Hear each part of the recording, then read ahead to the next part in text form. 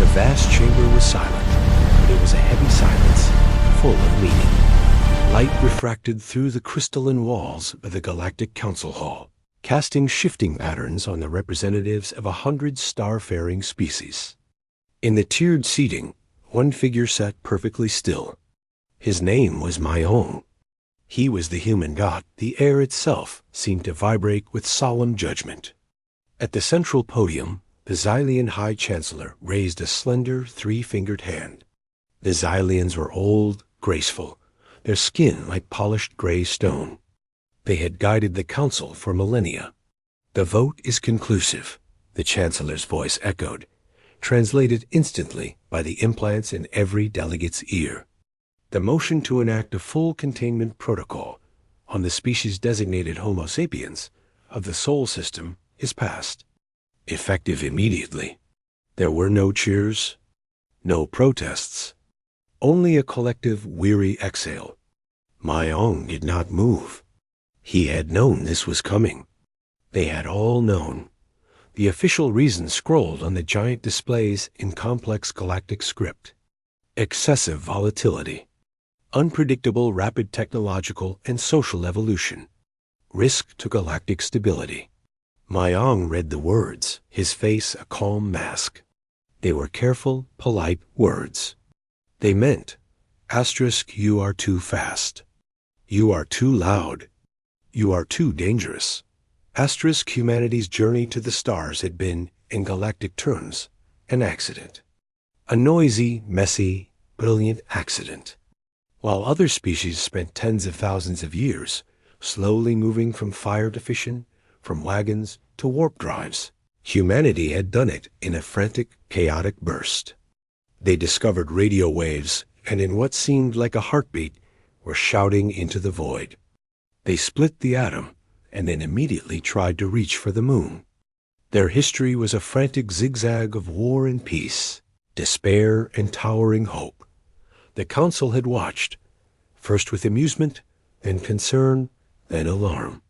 When humanity's first crude faster-than-light probe stumbled into a Xylian survey lane, the reaction was not wonder, but dread. Here was a child species, barely out of its cradle, playing with tools it could not possibly understand. The council, in a rare act of collective intervention, had offered guided membership. They gave humanity access to stabilized hyperlanes, standardized fusion power, basic galactic history. They expected gratitude. They expected a slow, careful period of learning. They did not expect what happened next. Humanity took the standardized tools and immediately started taking them apart. They didn't just use the hyperlane maps. They tried to map the walls of the lanes. They didn't just accept fusion. They experimented with pocket-sized reactors that scared the engineers of older races. In mere decades, human-modified ships were a little faster. Human-built computers were a little stranger. Human ideas were a little too bold. They asked questions that were not meant to be asked. Why are the lanes only here? What's outside the mapped regions? Can we talk to the species you've listed as non-sentient? The older species found it unsettling. It was not the way things were done. Stability was the highest virtue. 1,000,000 years of peace, maintained by careful rules and slow, predictable growth, was their great achievement. Humanity was a spark in a room full of ancient. Dry tinder. The final straw had been the Kessler Cascade, though humans called it the scrapyard miracle. A derelict freighter in a human-claimed system had suffered a catastrophic failure, threatening to create a debris field that would block a minor hyperlane spur.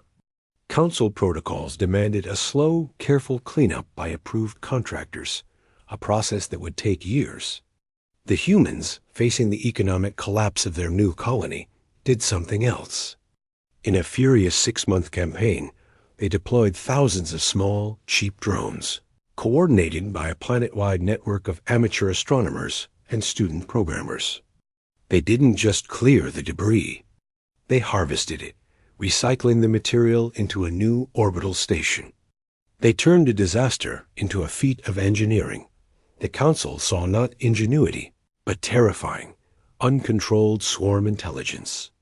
They saw a species that would break every rule to solve a problem. To them, that made every problem a potential target. What if the next problem was a trade dispute? A border? A fundamental law of physics? So, the ban was decided. The High Chancellor now looked directly at Mayong. Representative Mayong, your species is hereby designated a quarantine civilization. All hyperlane gates leading to the Sol system will be sealed and monitored. All active trade and travel treaties are void. All communication frequencies will be blocked. For your own safety, and for the stability of the galaxy, you must walk your path alone. The Chancellor's tone was not unkind, but it was final, like a doctor delivering a terminal diagnosis. Mayong stood. He was not a tall man by human standards, but in the chamber, his posture was straight. He keyed his translator. The Terran Union acknowledges the Council's decision. His voice was calm, clear. There was no anger in it, no pleading. This, perhaps, was the most disconcerting thing of all for the assembled delegates. They had expected tears, rage, desperate negotiation. They received quiet acknowledgement. He gathered his simple data slate, the one that contained no human military secrets, only cultural archives and scientific papers now deemed irrelevant. He walked down the long, polished aisle towards the exit. 100 pairs of alien eyes followed him, some pitying, some satisfied, most simply relieved. The noisy, disruptive children were being sent to their room. Peace would return Dot as the great crystalline doors of the council chamber sealed behind him with a deep, resonant thud. The silence felt different. It was empty. Mayong let out a slow breath he hadn't realized he was holding. He walked through the gleaming diplomatic corridors towards the docking bay where his ship, the Tenacious, awaited. His ship was a small, council-standard courier vessel. Its pilot, a woman named Jay, was waiting at the airlock. She said nothing, her dark eyes reading everything in his face. She simply turned and led the way to the cockpit. The Tenacious detached from the docking arm and drifted away from the glittering council station, a jewel of ancient power hanging in the void. Jay initiated the pre-programmed jump sequence for the long journey back to sealed Sol. Only when the starfield blurred and the ship slid into the blue shift strangeness of the hyperlane did she speak. Her voice was soft, but it cut through the hum of the engines. "It is done, then?" Mayong was staring at the swirling tunnel of light outside the viewport, the regulated, safe path home. He thought not of the ban, but of the faces of the engineers on the Gobi project. He thought of the silent, cold lights of the old generation ships, sent out centuries ago on slow, desperate voyages, presumed lost. He thought of a million fragments of human curiosity, scattered and forgotten. A small, unreadable smile finally touched his lips, the first true expression since the verdict. He turned his gaze from the sanctioned lane to the unchanging, star-dotted darkness that lay beyond its walls. "It's begun," he said. The silence on Earth was not the silence of defeat. It was the quiet of a deep, collective breath being held. News of the Great Ban had been broadcast across the planet, translated into every language. People watched the solemn face of the Xylian High Chancellor and the calm departure of Representative Mayong. There were no riots. There was little panic. Instead, a strange, focused energy settled over the human world. It was the energy of a door being slammed shut, and of every eye in the room turning to look at the walls deep beneath the Gobi Desert. In a facility that did not officially exist, 2 people monitored a wall of silent screens. The air was cool and carried a faint hum of machinery and recycled air. Kim Tae-seok leaned forward in his chair, his fingers steepled under his chin. Next to him, Lee Yuna scrolled through columns of data, her expression intent. The facility was officially called Deep Archive 7. Its public purpose was geological study. Its real purpose was much simpler: to watch, to listen, and to never, ever stop. All council frequencies have gone dark, Una said quietly. The last data packet from the Tenacious confirms it. The hyperlaying dates at the edge of the Sol system are showing containment fields. We are in a bottle. T.C. Oak nodded slowly. He was a man who moved and spoke with deliberate care. The bottle they see. He murmured. Dot on the main screen. A star map was displayed. It was not the standard galactic map used by the Council, with its clean, bright hyperlanes connecting civilized stars like a neat web. This map was different. It was cluttered with faint, gray markers, thousands of them, spread in a rough sphere around humanity's home. They were in the empty spaces, the dark zones, the places the Council labeled uninhabitable or of no strategic value. They think they locked the door, Una whispered, her eyes tracing a specific pulsing marker in the Epsilon Ophiuchi system. It was a lonely yellow star, known for an erratic asteroid belt and nothing else. On the Council maps, it was a blank. On their screen, a small icon blinked with a steady, patient rhythm. A rhythm that had just changed. But we were already in the walls. The blinking icon was designated Lazarus Node 7. It was one of hundreds, centuries ago, in the frantic, poverty-stricken early days of space exploration. Humanity had tried many things. Before the clean efficiency of Council-supplied hyperdrives, they had only slow, painful, generational ships. Huge vessels loaded with frozen embryos and hopeful colonists, sent on one-way trips to distant stars at a fraction of light speed. Most of these missions had been declared failures. They vanished into the dark, their signals fading, their fate unknown. The Council, when they arrived, had dismissed the whole endeavor as a tragic, primitive waste of effort. Humanity, with its stubborn sentimentality, had never fully agreed. They couldn't save those lost children, but they could learn from them. So, a secret project was born, running in the background of all other progress. It was called Project Lazarus. As each generation ship left, a second, much smaller and smarter payload was sent after it. Not a ship, but a seed. A self-contained pod with a powerful, simple AI and a molecular forge. Its mission was not to colonize, but to wait. To land on a barren rock in the target system, bury itself, and sleep. It carried no people. It carried something else. The full, screaming, chaotic record of humanity. Our DNA, our art, our science. Our history of war and peace and discovery. It was a time capsule, but one with tools. For centuries, the Lazarus nodes slept. Their existence was known only to a rotating, secret custodial committee on Earth. They were a footnote, a nostalgic dream, a backup plan that seemed more pathetic with every passing year of galactic friendship. Now, the ban had changed everything. The ban was the trigger. Signal confirmed, Taesiok said, his voice flat. He pointed to the data stream, unspooling next to the Lazarus icon. It was not a communication. It was a status report. A wake-up call. Lazarus 7 is active. Full cultural and technical archives are uncompressed and verified. The Forge is online. It is. Harvesting local asteroids. Una brought up another screen. Then another. Across the map, one by one, like old friends stirring from a long sleep, gray icons were turning a soft, steady green. Lazarus 12 in the Gliese system. Lazarus 44 near the Ghost Nebula. Each activation sent a tiny, encrypted pulse.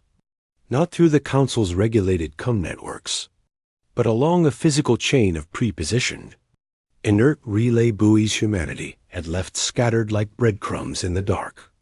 A network no one else knew existed because it used no energy, sent no signals until now. They sealed the roads, Una said, a fierce, proud smile finally breaking through her concentration. But they never knew about the footpaths.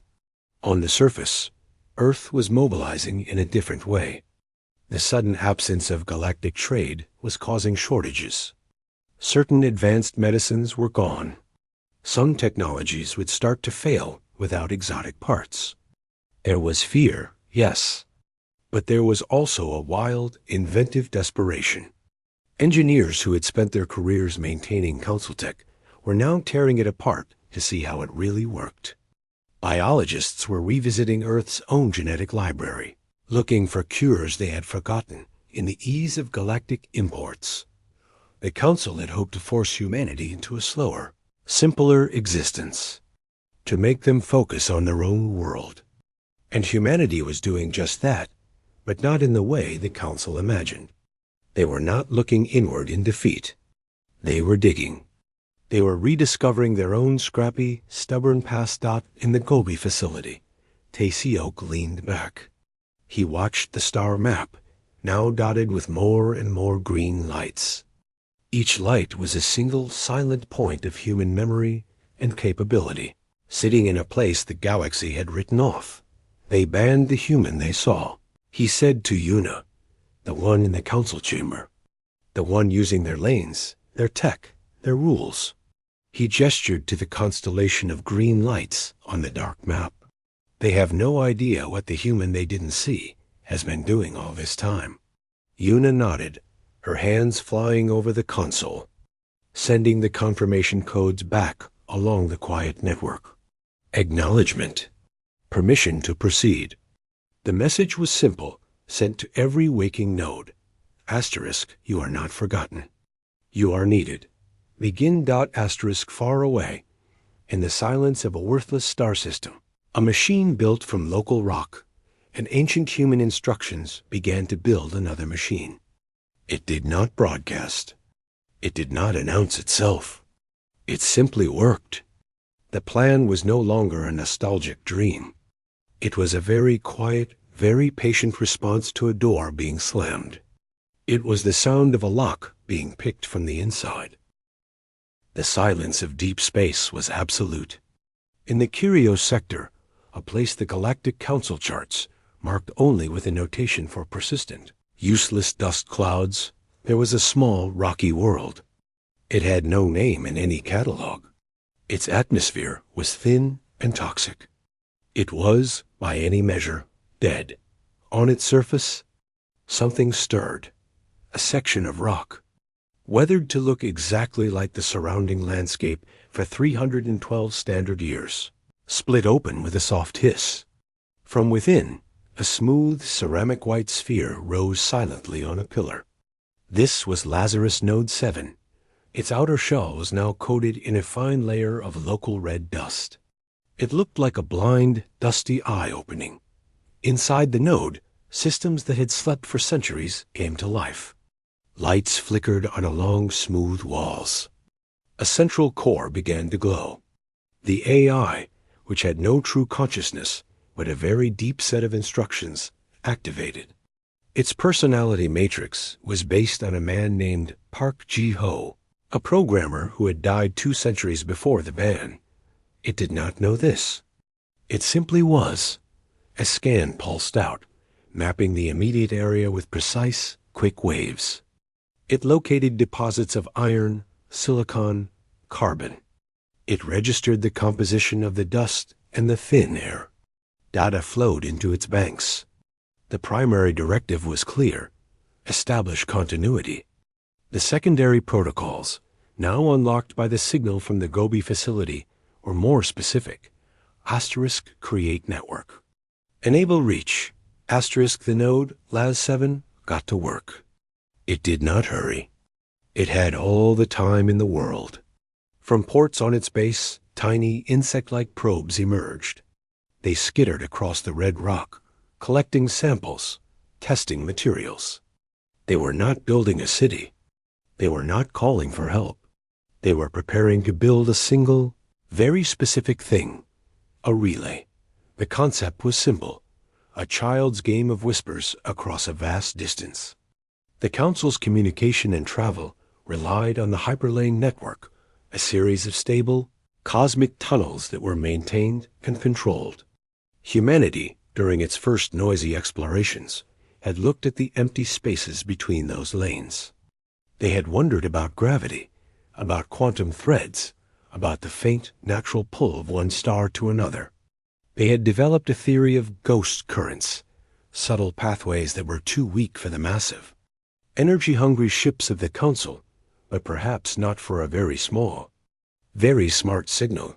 The Lazarus nodes were now tapping into those currents. Using local materials, LAZ-7's probes began constructing a dish. Not a dish for electromagnetic waves like light or radio, which could be detected and blocked, but for something else. It was a gravitational lens, a device to focus and send a tiny, tight packet of data along the faint ripples of space-time itself.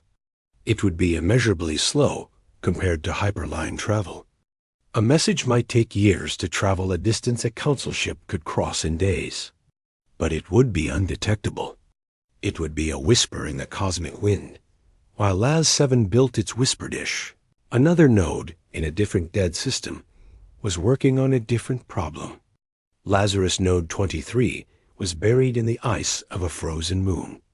Its AI, based on an engineer named Song Minji, had a different priority from its initial instructions: preserve potential. Its secondary command was now clear. Create key? Node 23's forge was building something bigger. In a cavern melted into the moon's ice, a skeletal frame was taking shape. It was a ship, but unlike any Council design. It had no gleaming hull, no obvious engines. It looked more like a twisted collection of crystals and dark metal rods. This ship was not meant for the hyperlanes. Its design came from human theoretical science that the Council had never seen theories developed in total isolation during the long, quiet years of the ban. It used a principle called space-fold skipping. It did not travel through space. It made space itself temporarily irrelevant, taking a tiny, precise step from one point to another. It was painfully short-range and required immense calculation for each jump. But it needed no lanes. It could go anywhere. Back on the dead world, LAZ-7 finished its dish. It aligned it with a specific faint tug in the local gravity, a pull from a star cluster 50 light-years away, where another node was known to be sleeping. Then it sent its first message. The message was not words. It was a data packet containing the full technical specifications for the dish itself, the coordinates of LAZ-7, and a fragment of a larger plan. A plan to weave a web of whispers across the galaxy. The message began its slow, silent journey. It would take 6 years to arrive. On Earth, in the Gobi facility, Kim Tae-seok and Lee Yuna watched their map. The green lights of active nodes were no longer just blinking. Lines, faint and dashed, were beginning to appear between them on the screen. These lines did not represent real-time communication. They represented intent. They showed the planned whisper path of the growing network. It was a web being spun in the darkest corners of the galaxy, made of patience and stone. The Council's galaxy is a map of bright cities connected by superhighways, Yuna said, tracing one of the dashed lines with her finger. It went through a region marked Graveyard of Empires on the Council charts. Our galaxy is becoming a map of hidden trails. Tae-seok nodded. They banned a political entity, a government, a species listed in their records. He pointed to the screen, to the ship schematic slowly being assembled by Node 23. They did not ban an idea. They did not ban a pattern. And that pattern is now replicating in places they own, but do not see. The work was slow. It was boring, if anyone had been watching. It was the work of machines that never slept, building incomprehensible things on worthless rocks. There was no drama, no battles, no grand speeches. It was archaeology in reverse burying not the past, but the future, one silent piece at a time. In a third system, A node devoted to biological archives began cultivating simple algae, using it to process local toxins into usable gases. In another, a node with extensive material science libraries experimented with new alloys formed from the unique elements of its asteroid home. Each node was alone. Each node was specialized. But together, through the slow whisper of the gravity network, they were starting to share. They were becoming more than archives. They were becoming a distributed, resilient, and utterly independent version of human civilization. It was not an invasion. It was an infiltration. Not of planets, but of possibility itself. The Council had put a fence around the human house. They did not realize that the seeds from that house had already been carried on the wind generations ago and were now taking root in the wild soil beyond their garden wall. They were not growing into flowers the Council recognized. They were growing into the very vines that would, quietly and slowly, cover the wall itself. The Zelian homeworld, Zelos, was a place of serene beauty. Its cities were graceful spirals of silver and crystal, built into the sides of gentle purple mountains. The air was calm, scented with the fragrance of luminous night blooms. For 50 standard cycles, peace had reigned. The Great Ban was a success. The galaxy was stable. The human problem was contained, a sad footnote in the long, quiet history of order. On the 183rd day of the 51st cycle, that peace was broken. It began as a minor anomaly on the outer defensive grid. A sensor station, monitoring the void beyond the hyperlane exit point, registered a tiny ripple in local space. It was not a ship emerging from a lane. It was as if space itself had wrinkled, and something had slipped out of the fold. The object was small, barely the size of a council courier vessel, but its energy signature was strange. It read as almost nothing a cool, quiet ghost against the background stars. Before the grid could even raise its alert status, the object moved. It didn't accelerate. It simply vanished from one point and reappeared 1,000 kilometers closer. Then again, and again. It was skipping towards the planet in silent, impossible hops. Alarms finally sounded across the Xylian Defense Command. Ships were scrambled. Energy shields flickered to life around the capital city. The strange vessel made no aggressive moves. It did not power weapons. It did not broadcast a challenge. It simply continued its quiet, skipping approach until it hung, perfectly still, just outside the official planetary traffic boundary. It was a sleek, dark shape, like a smooth stone, with no visible engines or viewports. A tense standoff lasted for hours. Scans could not penetrate its hull. Communication attempts were met with silence. Finally, a heavily armed Zelian frigate moved to intercept. As it did, a section of the dark ship's hull irised open. A small, unarmed shuttle, just big enough for one, detached and began a slow, deliberate descent towards the planet's surface.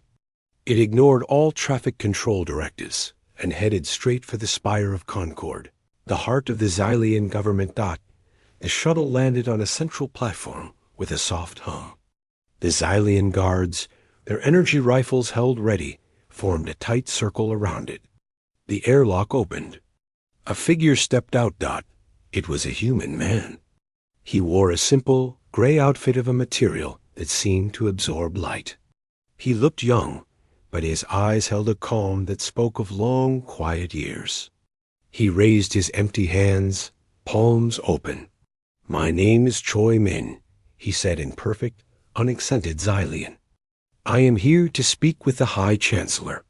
I bring a gift and an observation."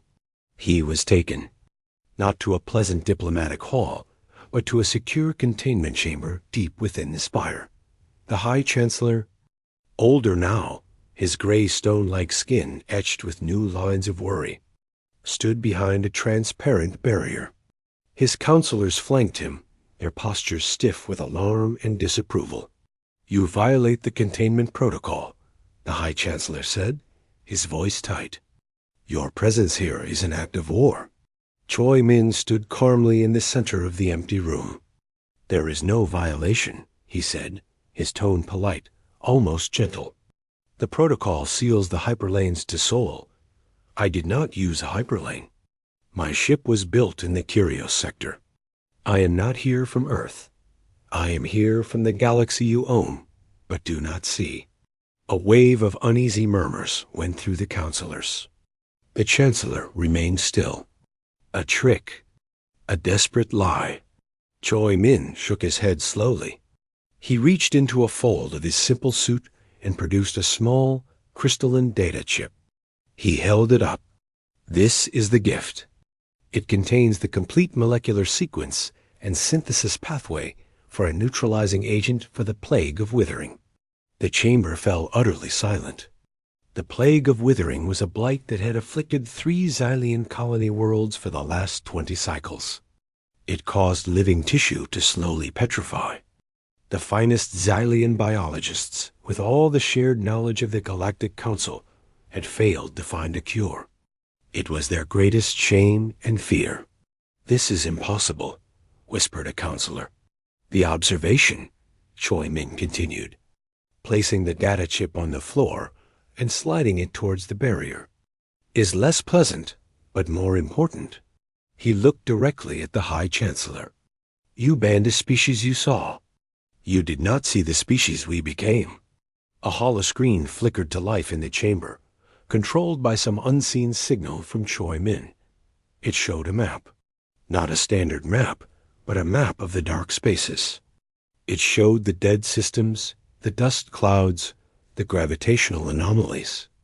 And on this map were hundreds, thousands of tiny, glowing green dots. Each was labeled with a simple code, LAZ-7, LAZ-23, LAZ-441, the Lazarus nodes. Choi Min explained. "Seeds we planted centuries ago, when we were slow and blind and hopeful. They have been awake for 50 cycles. They are not colonies. They are libraries, workshops, shipyards." The view zoomed in on one dot. Sensor logs, time-stamped from just a cycle ago, showed the ghostly signature of a ship like Choi Min's being assembled from asteroid rock. "You thought you locked the door to our room. You did not know we had already spread into the foundation of the house." The High Chancellor stared at the map. His mind, honed by millennia of political strategy, understood immediately. This was not an invasion fleet. It was something far worse. It was a presence. Humanity was not on the other side of a sealed gate. They were in the cracks in the floor. They were in the walls. The ban had not contained them. It had caused them to change their shape, to become something diffuse and unstoppable. You are everywhere," the Chancellor said, the words hollow. "We are in the places you forgot to look," Choi Min corrected softly. "We do not wish for war. The gift proves that. We could have let the plague burn. We did not. We offer a cure freely. We offer our network a network that does not use your lanes, that you cannot control or cut for communication, for stability. The observation is not a threat. It is a fact. You have 2 choices. You can try to scour every dark rock in the galaxy, a war you cannot win against an enemy with no center. Or you can accept that the room you tried to lock no longer exists." He stood patiently, waiting. The data chip containing the cure to their nightmare sat on the polished floor between them. The map of the Lazarus network glowed on the screen, a silent, stunning testament to human patience and foresight. The Council had acted from a position of absolute power. They now faced a reality where that power was meaningless. You cannot quarantine a ghost. You cannot ban a shadow. And humanity, it seemed, had learned to become both. The meeting did not take place in the glittering crystalline halls of the Galactic Council. That building, for all its majesty, now felt like a monument to an old way of thinking. Instead, The new talks were held on a neutral site, a place that belonged to no one and everyone. It was a station called Bramble, and it hung in the silent space near a wandering comet in an unclaimed system. It was not beautiful. It was functional, grown rather than built, its structures resembling interwoven roots and branches of dark, smart metal. It had been constructed by 3 Lazarus nodes working in quiet concert. There were no flags, no grand emblems, only a simple, circular meeting room with a wide view of the stars. Sitting on one side of the curved table was the Xylian delegation, led by the same High Chancellor, though he seemed smaller now, his certainty replaced by a careful, watchful calm.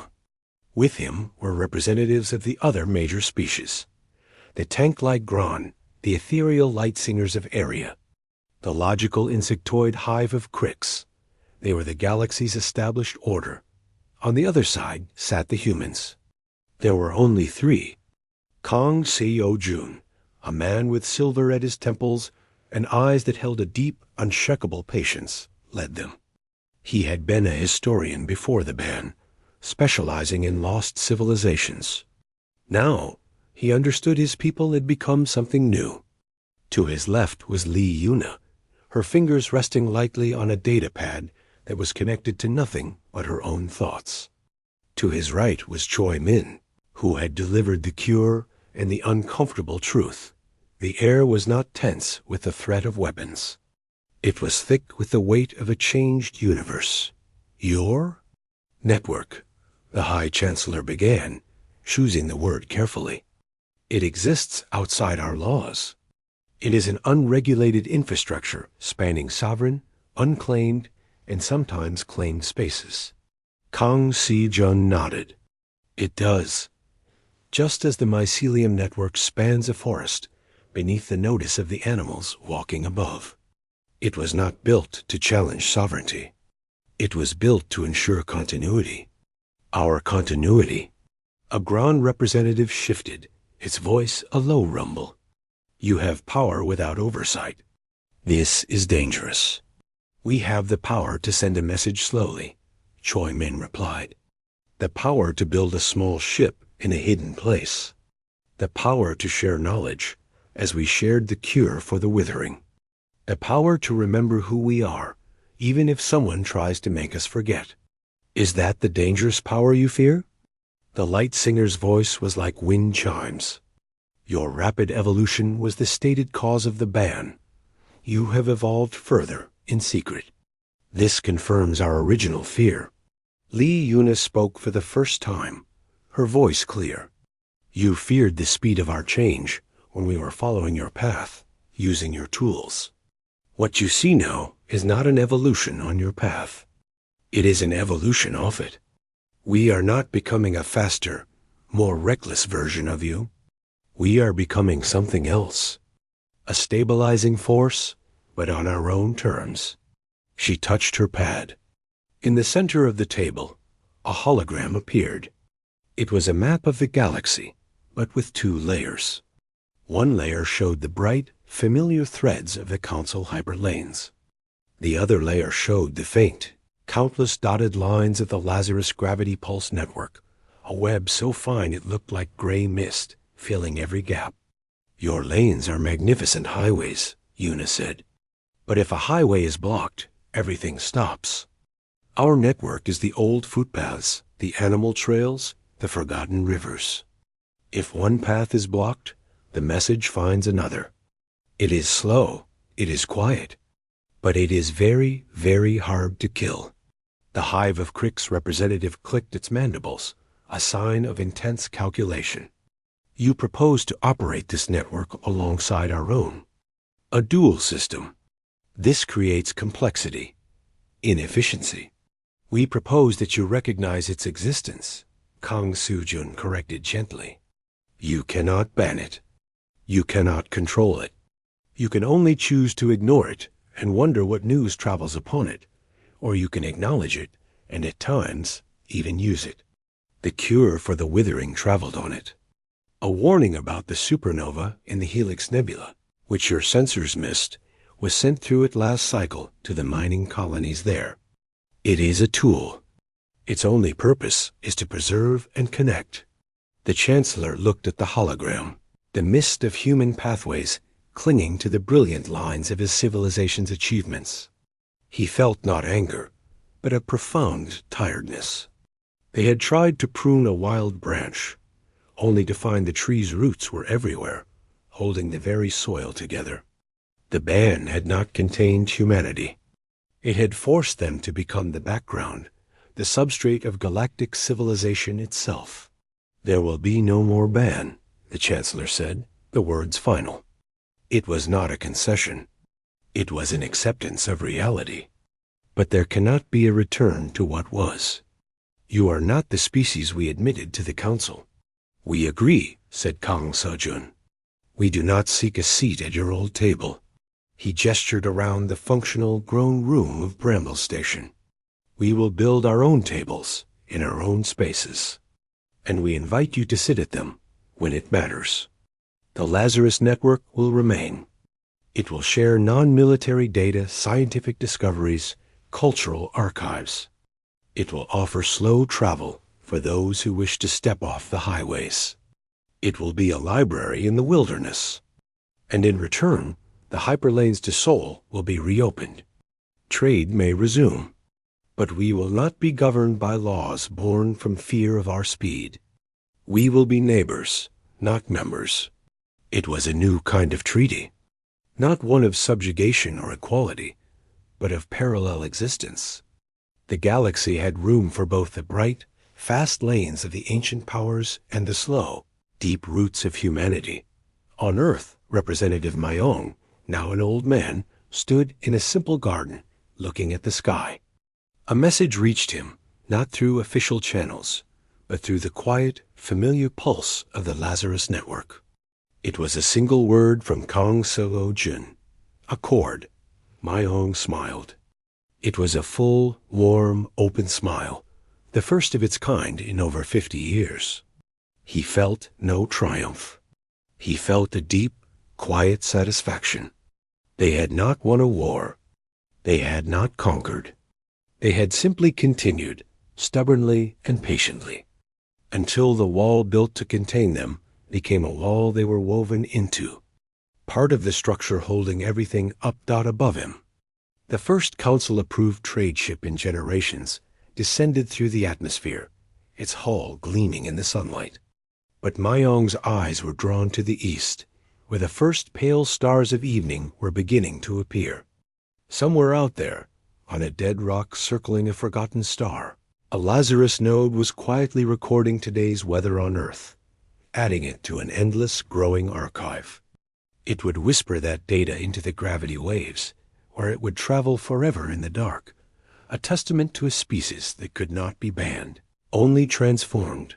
The Council had banned humans, and in doing so, they had made humanity into something far more enduring, the keepers of the galaxy's memory, the weavers of its hidden threads, the quiet, patient guardians of all that was lost and might yet be found.